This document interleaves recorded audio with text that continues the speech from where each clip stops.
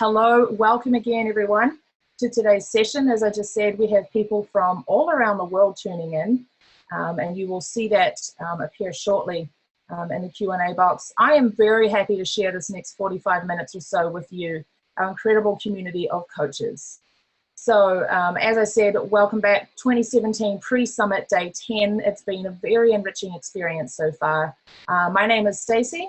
I will be your host today for Amy Abel, Dolores Bernardo, and Josh Rogers, who will be speaking on coaching trends, the Conference Board's 2016 executive coaching research at play in rapidly growing companies and established companies alike.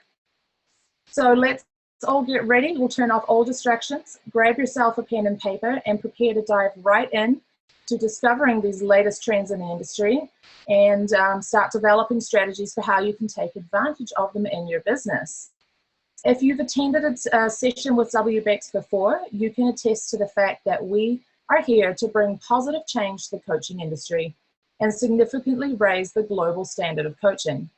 And we do this by bringing together a group of the world's top thought leaders of coaching and making them accessible to you online in a format that you can consume anywhere in the world.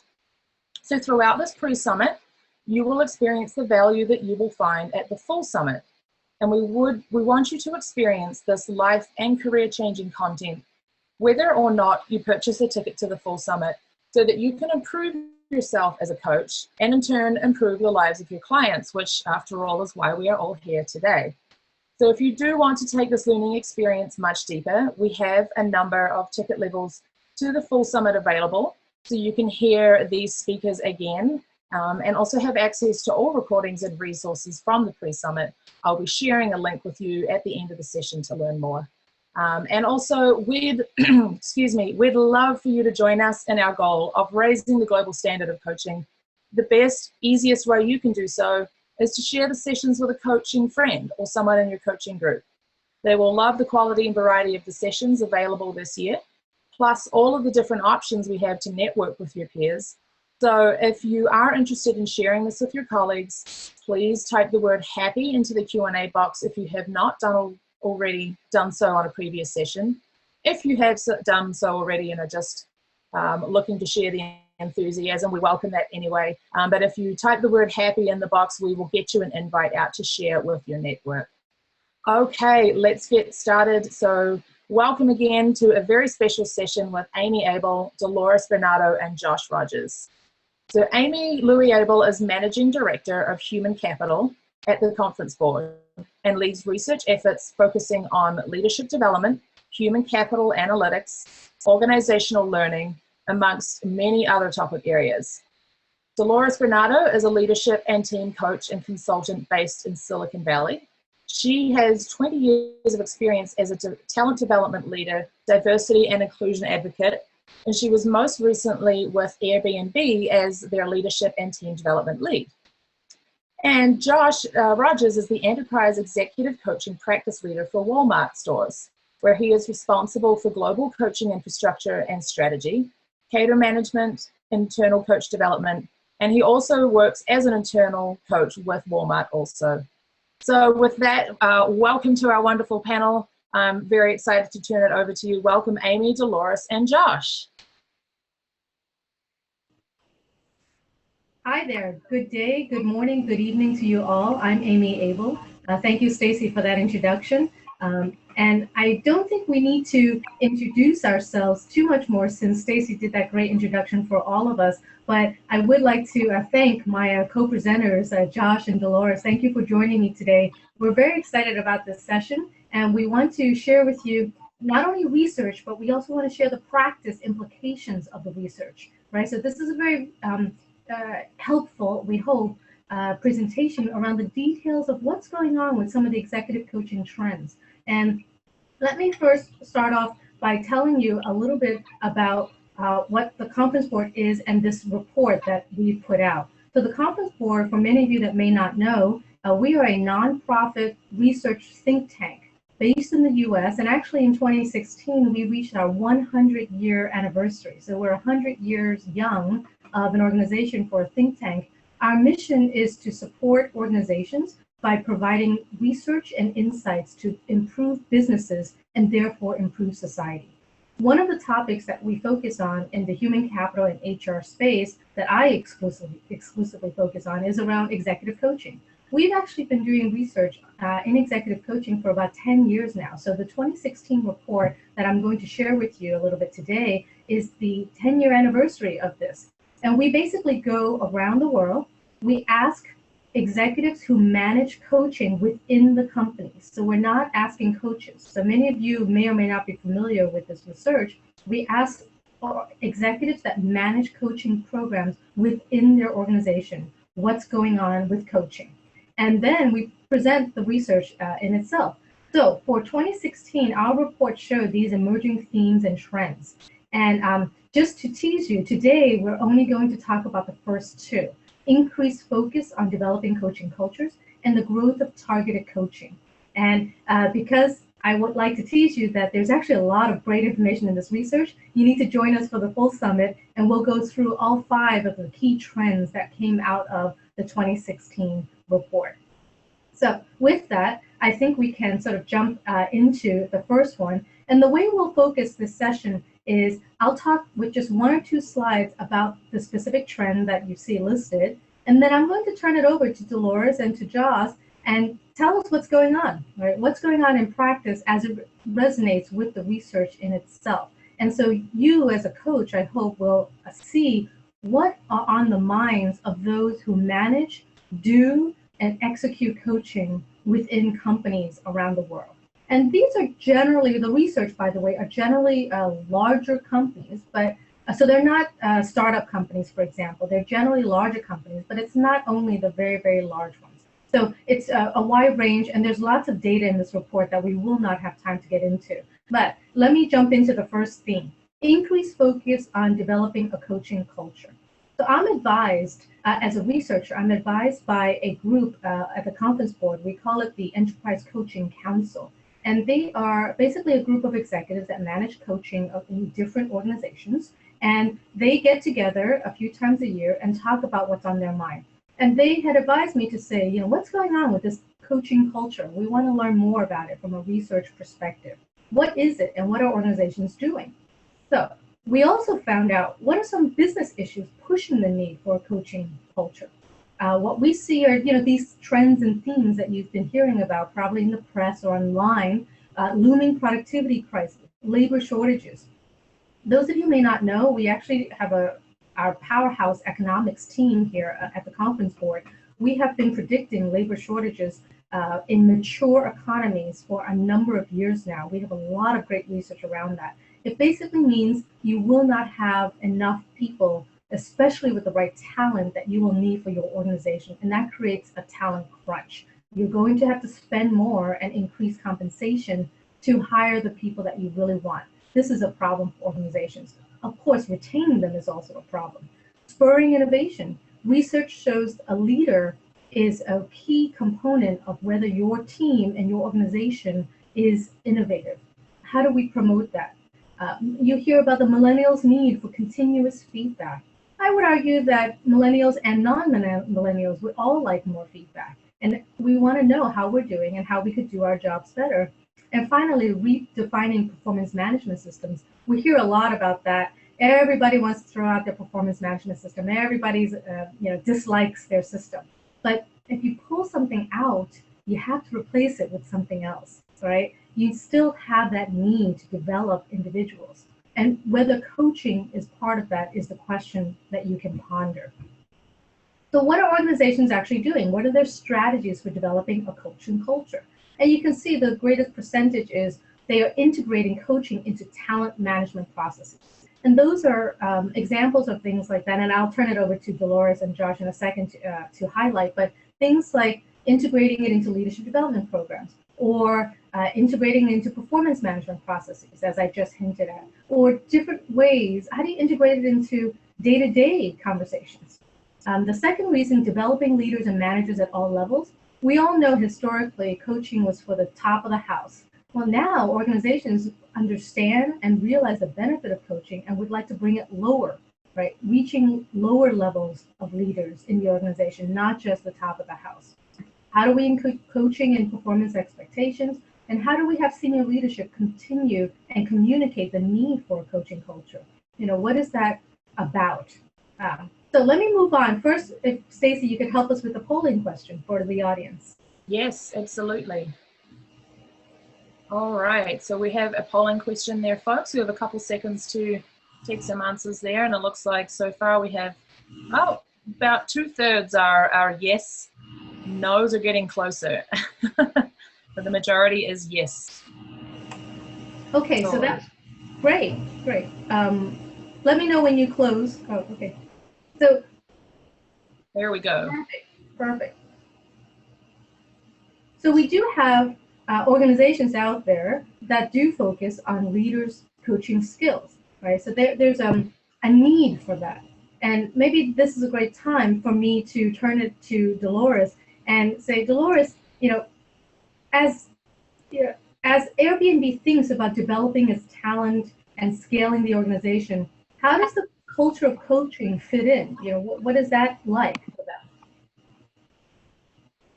So hi everyone, I'm Dolores Bernardo, and I work in Silicon Valley in California, mostly with technology companies, as well as branching out beyond tech as well. But my experience has mostly been at organizations that have grown very quickly, like Google and Airbnb.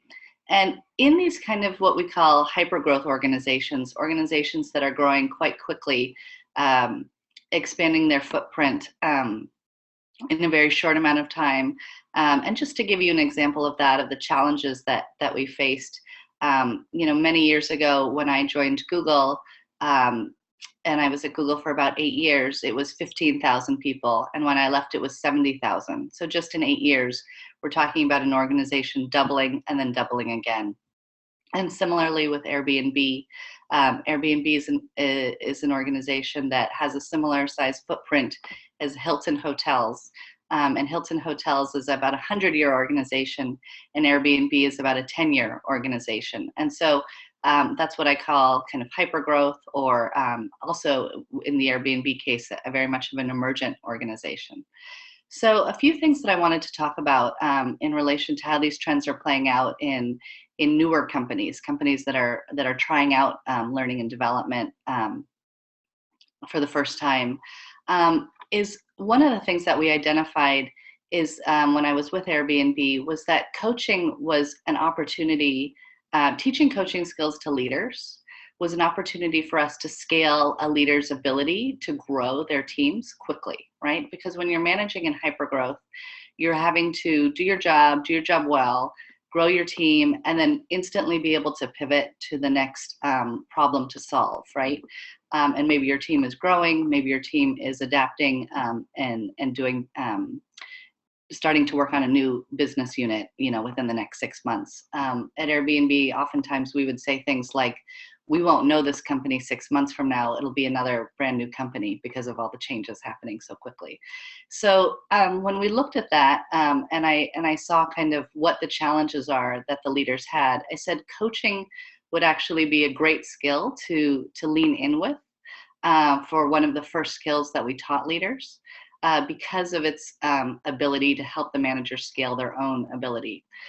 So things that I included in learning programs are skills like, listen actively to understand, ask insightful questions to help team members solve challenges, help team members commit to action.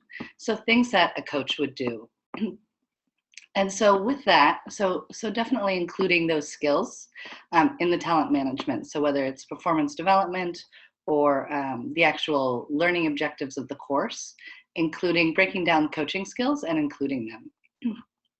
The second point would be developing a leader's ability to coach. So one of the things that I did when I got to Airbnb was develop a coaching for growth program that was a one-day workshop for leaders. To help them learn how to coach, just as we learned how to coach in a longer time horizon at all the credentialed organizations that we attended as coaches. But in that program, I put things like growth mindset, listening skills, of course, asking powerful questions and helping people understand how to do that, as well as just introducing them to a simple model, a simple coaching model. And we use the GROW model, which is just a very easy, commonly used one. And so doing that for a day, you know, giving these leaders kind of what I would call a shot in the arm of coaching skills in a day, and then letting them go out and practice. And so we had a variety of internal coaching experiments. In our APAC region, we actually asked leaders to enter into a little marketplace that we created on Google Docs, where people could sign up to be coached by an internal coach, and then the coach that we just trained, the leader that we just trained, would go out and coach them. And so we would do a variety of experiments like that all over the globe. And then, of course, now we're working on expanding that by using a software platform to help our newly minted internal coaches match up with people that are interested in getting coached at Airbnb. So kind of an internal marketplace, if you will. So that's the work that we're looking at now.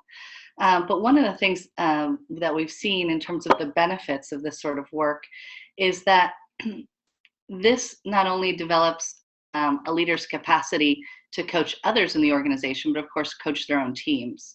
And the side benefit that we've gotten from programs like this is a bit of what I would say building relationships cross-functionally across the organization. So even though Airbnb is not a very large organization, we're not as large as Walmart, for example, it's an organization that, you know, when teams are growing quickly, you know, little silos can happen anywhere, just as in any organization. And so having this sort of program not only has the benefit of coaching happening in the organization, but it also has the benefit of building relationships cross-functionally, which has been a really nice side benefit. So I'll turn it over to Josh for any comments from Walmart. Sure, thanks, Dolores. Hello everyone, my name is Josh Rogers and I work for Walmart. And so Walmart's a little bit of a different organization than Airbnb, just in terms of size and scale.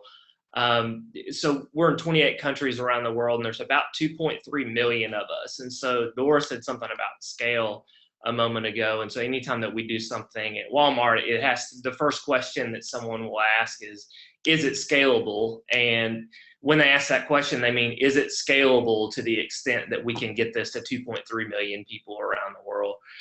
We're at a little bit of a different spot when it comes to creating a coaching culture at Walmart, in that we just started the conversation outside of the coaching practice. So we've sort of had the idea of let's create this coaching culture. Everything we do needs to feed into a coaching culture. But at the top levels of the house, we just started this conversation with our CEO, asking the question of how do we make our leaders better coaches? Or I just wish that our leaders were better coaches. And so right now we're in the process of thinking through how do we shift the language around what does it even mean to be a coach? So when Doug, our CEO, says, officers, I want officers or vice president and above, I want you to be a better coach. What does he really mean when he says that? So actually here in just a couple of weeks, we're launching a module as a part of a broader learning, part of a broader learning program about what is it that we mean when we say that we want you to, what we want you to be, when we say we want you to be a coach. And then following on that, we'll probably start what will be a multi-year journey in first teaching our officers, so top 600 or so in the organization, how to be better coaches, how to give better feedback, how to ask better questions, the things that Dolores spoke about a minute ago. And then how do we scale that to the next level down of people that we think are gonna be officers at some point, and then how we scale it another level down. So it's not gonna be a short journey for us, but I'm really excited. I'm really excited about where it's headed.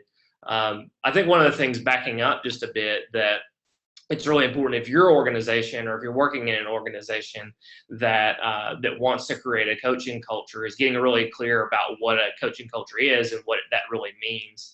I was at a conference a while back, and David Peterson from Google posed a question made a statement of a lot of organizations think that they want a coaching culture, and they'll say, we want a coaching culture, but what they really want is a performance culture or a feedback culture. And so you have to be really clear around, is this what we really want? Before we set down a journey to become a coaching culture, let's make sure that we know what a successful outcome looks like when we get there.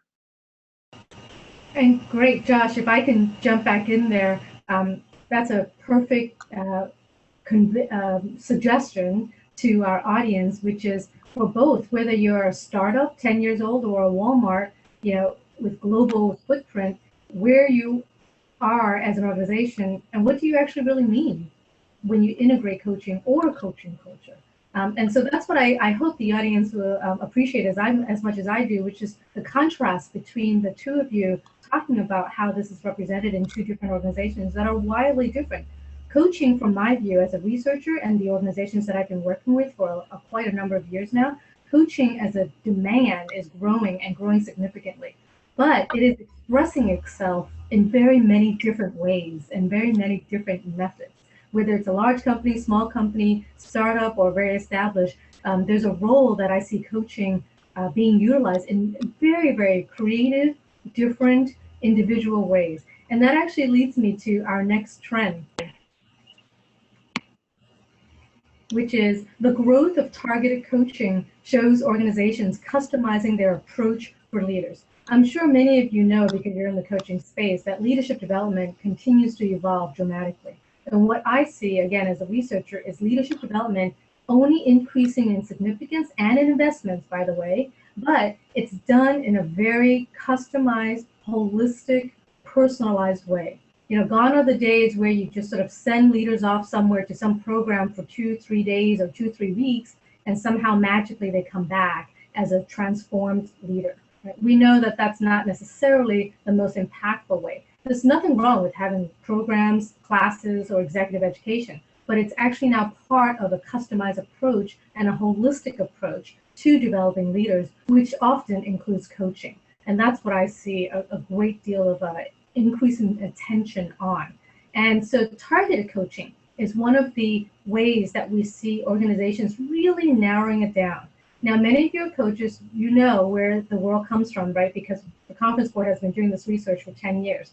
10 years ago, we have lots of organizations hiring coaches, with coaches running around, doing lots of great coaching, but sometimes it was not clear what the goal was, or it was an indefinite amount of time in terms of how much coaching was given. And organizations are much more targeted in this way, that they're not looking to do coaching in such sort of vague or open-ended terms. They're very narrowly targeted. They're thinking about the purpose and the reason for coaching, and they're going after it in a very narrow, laser-focused way.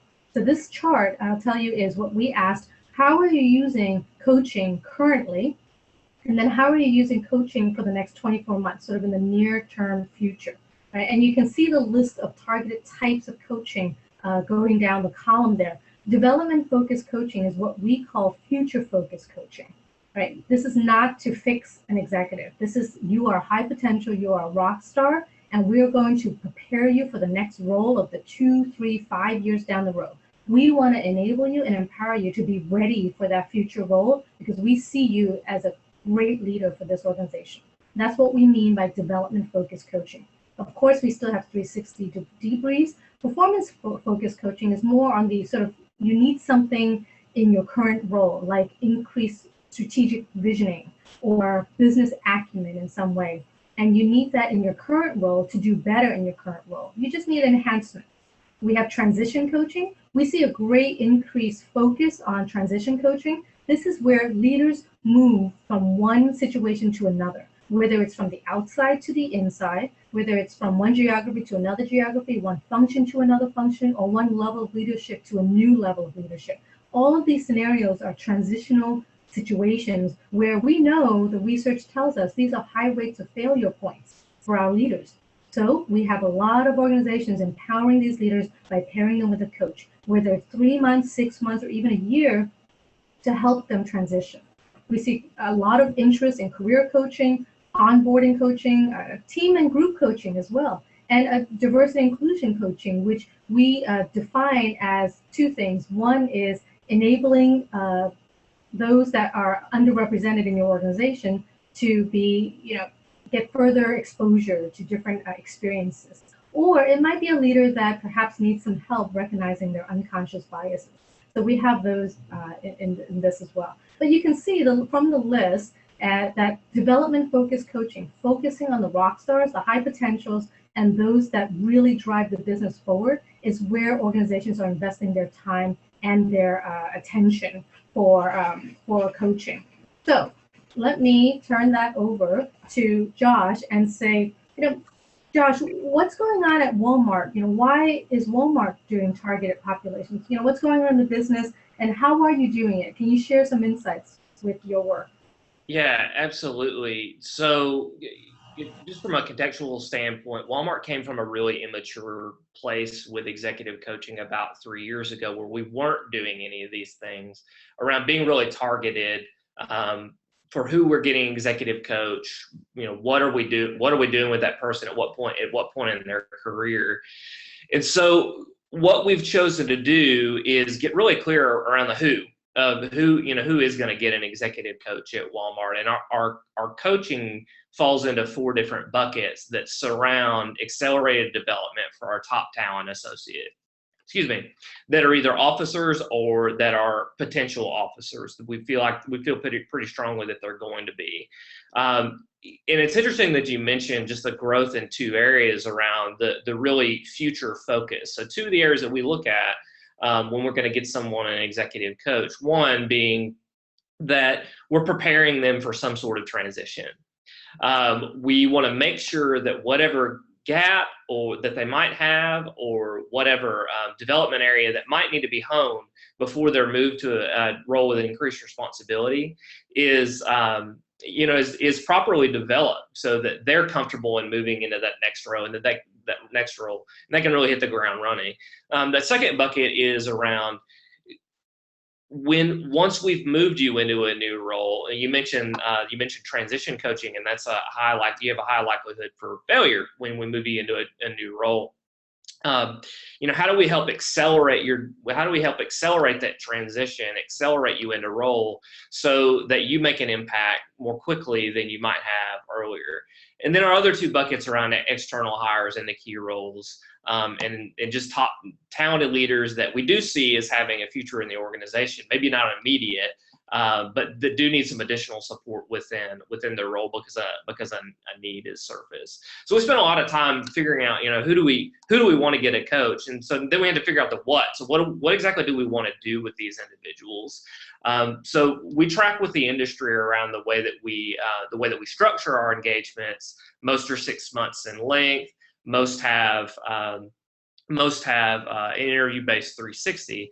But what we've really done as far as like targeting, as far as how targeting works within that, is that most of those engagements, if not all, are going to have an interview-based 360, so that the coach has a strong data point, the organization has a strong data point. We also make sure that the organization has a voice within the engagement as well. So Amy mentioned earlier how you used to see what you kind of think of as like coach in a closet within organizations. If you have a leader go off into this place that's for a few weeks or for a few months, and the organization has no idea what's going on within the engagement.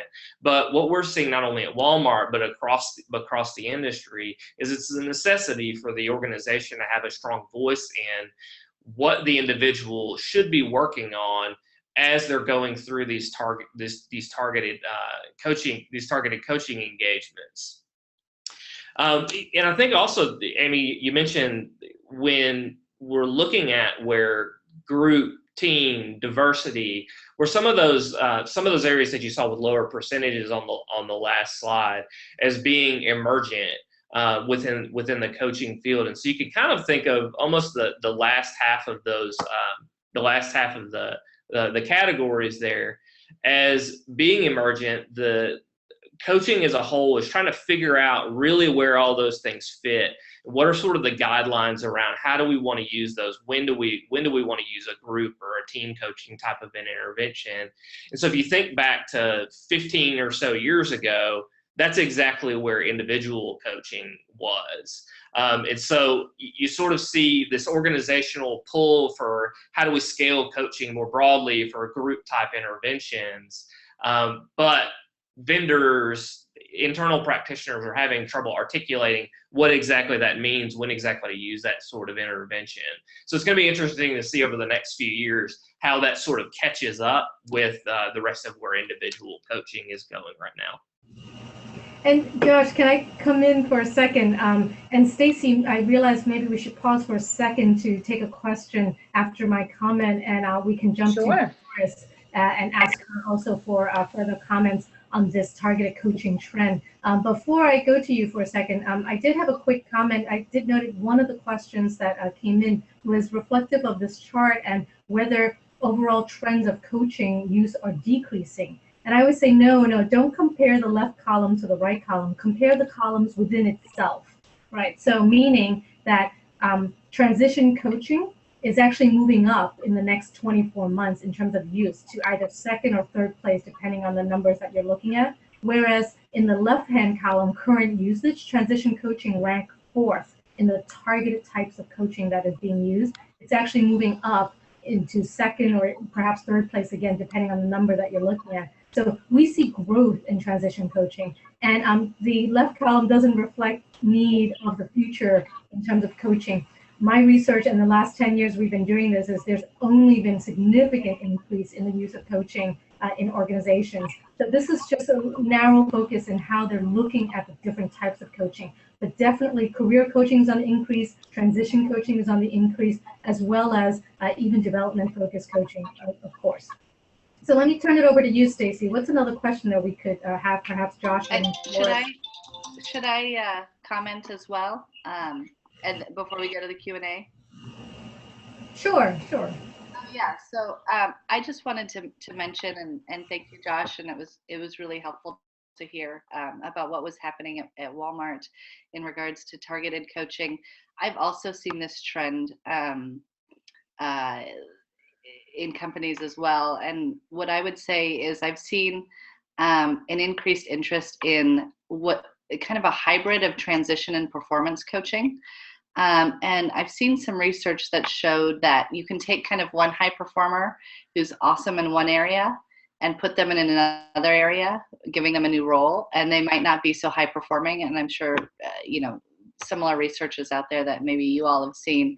And that's what I've seen be a great opportunity for coaching before it gets to be a performance-related coaching opportunity.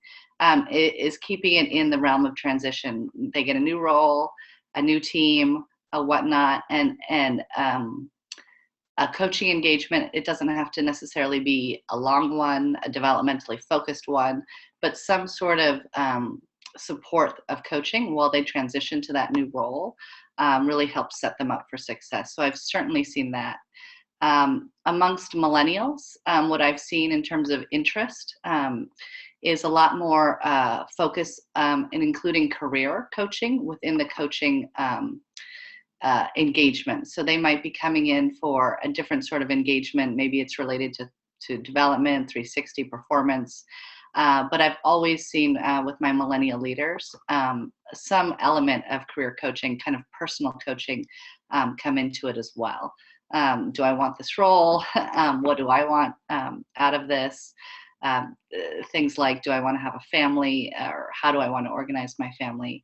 That whole person come into it. And then lastly, I'll say that I've spent a lot of my time at Airbnb doing team coaching. So working with intact teams. And I've seen that be hugely valuable and actually be a trend that I think will be, we'll start seeing happening more and more.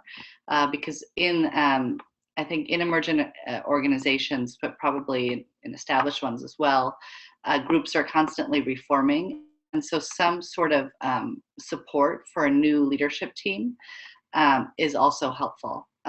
And just scaffolding conversations, helping them figure out a goal that they want to work on together and working with them over time. So just wanted to mention that as well. Thanks. Great. Maybe Stacy, we could take some questions now. Yeah, absolutely. Thank you, team. We've had a couple of folks ask if we can define a coaching culture, and Heather specifically is interested to hear how you would define coaching culture in an organization as compared to a performance culture.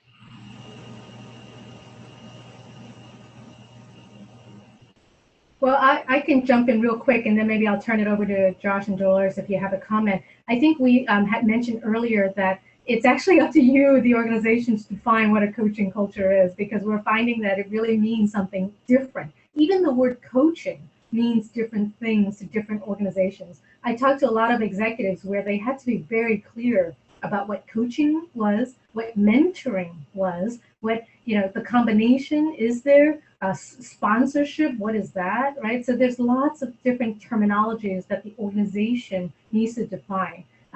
Josh, I don't know if you had anything to add to that, especially as it compares to a performance culture. Yeah, I think when you're especially teaching managers to coach, and to your point, like it can look different in different organizations.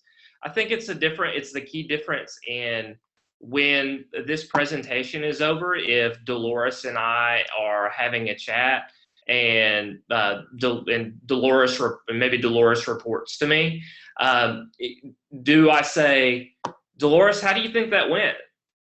What might you be able to change for next time? And be able to ask in more of a questioning methodology versus, Doris, here's what I think that you could have done better in what we did last time. Both of those two things have their merits, right? Giving great feedback is difficult as well. And it's something that we struggle with in our organization as a whole.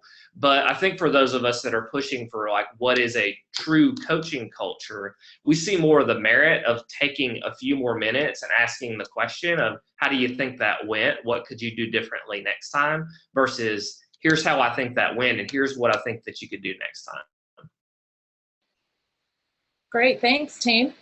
I have another question here from Lena, and a few other people have expressed interest in knowing this as well. The types of coaching seem to be decreasing, including performance and team coaching. Why is that, and where is the opening in terms of the research? So I would jump in from the research perspective that I think things like team coaching, group coaching, just like what Josh mentioned, it's actually starting. It's in the initial phases. So whether there's sort of movement left or right in a little bit of the chart, I wouldn't sweat that. There is definitely increase. There's a lot of interest and questions and asking from executives that I work with as to, how do we do team coaching? How do we do peer-to-peer coaching? How do we do group coaching? And how do we do all sorts of these different types of coaching? Just overall, the coaching need is increasing, is what I see. There is, of course, based on this chart, telling us where they're spending a little more time, right? But it doesn't mean that there's any decrease, really, in the group coaching. I mean, just a quick example, like the D&I coaching you see currently is at 6% for external coaches, but it's going to 11% in the next 12 months or 24 months. I mean, those are really small numbers, right? But actually, that's almost double. So, you really just, take the numbers with a grain of salt, but know that there's a lot of growth in different aspects of coaching. I don't know if Dolores, you wanted to jump in on that. Amy, I think I can help ground it in a concrete example, but with our business model with Airbnb, it's a relatively, it's an old business model, right? People renting out their homes, but it's a new business model in terms of the technology and having Airbnb as a platform where hosts and guests can connect. And so from an organizational perspective, it's not like a traditional company where you can have a sales force and you can have this. It's like, we're trying to figure out, how do we organize ourselves, right, for the first time to meet the demands of the market. And so do we have a host operations team? Do we have a guest operations team, or is that team combined? All of those things have to be worked out when you're an emergent organization, or if you're establishing a new business unit, for a more established company. And so in that, there creates a lot of need for new teams to form constantly and to be able to execute quickly. because there's a lot of pressure on these teams to execute quite quickly. And so the team coaching that I've seen, and I think this is why it will continue to be an important trend, at least in my area of the world, is because you're helping a team kind of accelerate their ways of working together, right? Their group norms, having those honest conversations with each other, whatever it is that we're working on for their particular goal. You're just helping them accelerate that, and by staying with them as a team coach, you're just giving them that ability to have those conversations more quickly. Thank you. Great. I've had another question here. We have time for one or two more. Kamika, I hope I pronounced that correctly, has shared that the challenge I've experienced with internal coaching is skepticism with revealing truths to an internal colleague for fear of impact on one's career. Did this come up in your research as an aspect of the quality of internal versus external? Or perhaps, Josh, even if it didn't appear in the research, you could speak to that for us. I was going to say, go ahead, Dolores. Do you want Josh and I to comment on this, or? I would just say certainly it always comes up as a topic, internal coaching versus external coaching, and I think you're using them in two different ways, right? You're not using an internal coach the way that you would use an external coach. So just to be clear on that, but using internal coaches, in my mind, lets you expand who gets coaching, and it also helps the leader develop their own skills at asking questions, listening, helping team members commit to action, some of those core skills of coaching, if you break it down. So I would just say, when I get pushback about internal coaching or external coaching, I just see them as different tools in your toolbox, and you're using them differently. If that makes sense. Yeah, I just add to that. So when you think about, one, you have to kind of define what an internal coach is. Are they doing, is it a big C coach? So is it someone that is either what they call a job plus coach, so they have a day job, but they're also doing formal coaching engagements, or are they a full-time coach? Because that group, a lot of the time, they are doing really similar work to what the external.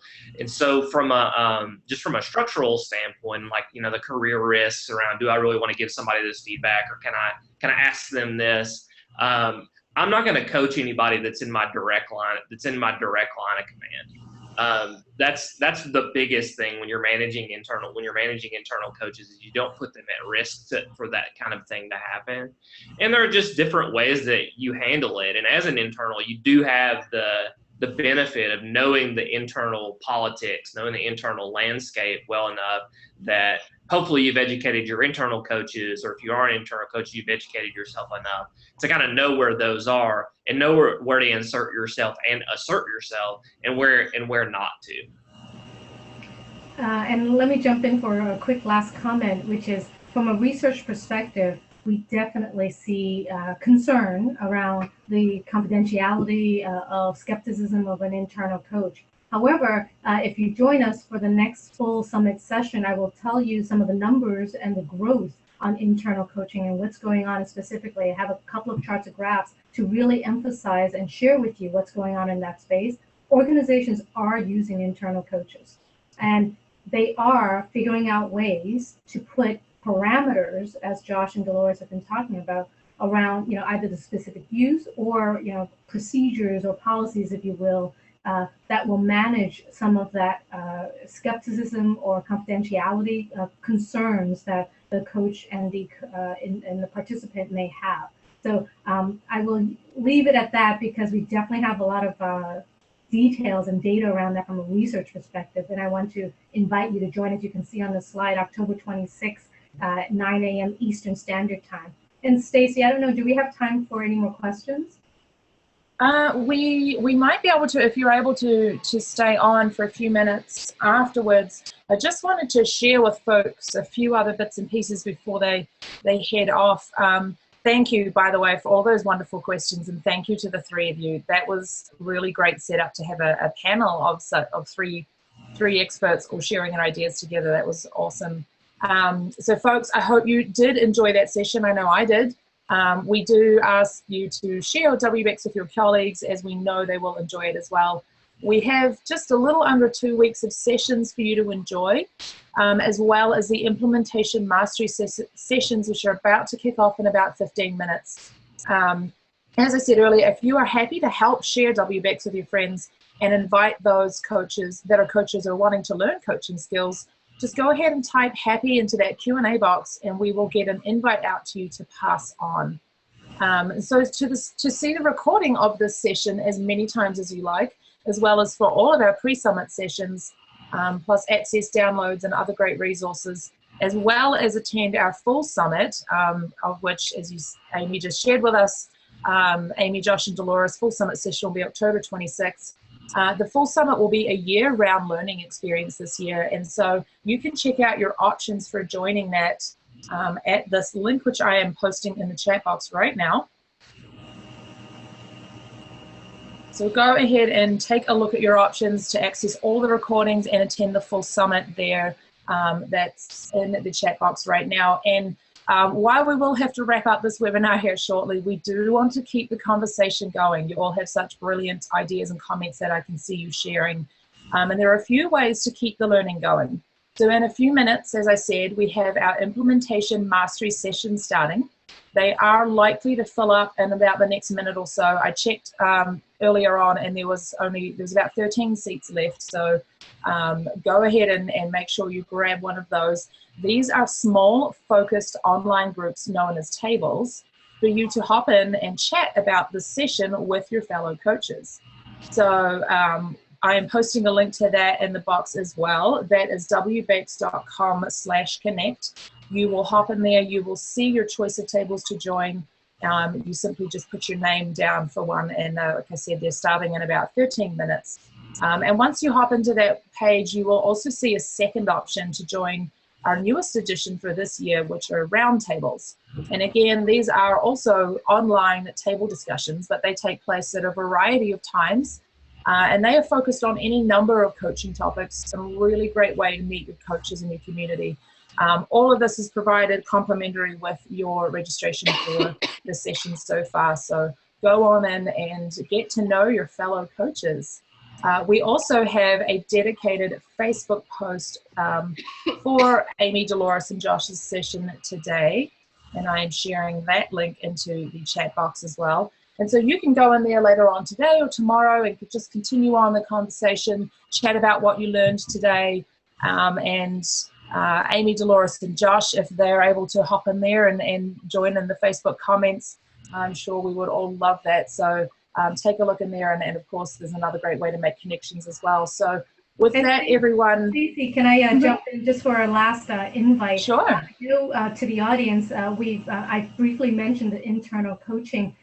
The evaluation methods that you see on the list, as well as the investment levels that companies are making, I do want to encourage you to join us, because the research is very revealing, and I would imagine you want to know what your customers and your clients are thinking. So please do join us, because I think you will find it very valuable, and more importantly, you will hear again from Josh and from Dolores on how the research is being executed in practice. And so you really get an interesting insight into what organizations are challenged with, what are they thinking about coaching, and where are they investing. So please do join us again on October 26th at 9 a.m. Eastern Standard Time. Great, thank you, Amy. Yes, and she is dead right there, folks. More to come. Thank you again, Amy, Dolores, Josh. That was a fantastic session, very valuable. We're having a lot of wonderful feedback come in here. I want to thank you all for joining us today. Thank you so much.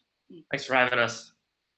You're most welcome, and thank you, folks, for joining in the attendees section today. We had a really great discussion going on amongst you all, I can see, so thanks again for that. I know you enjoyed it. I'm going to leave this chat box open here just for a little bit so that you can access the links I just shared, and you still have a few minutes to let us know if you are happy to share WBECS with your coaching colleagues just by typing the word happy into that Q&A box.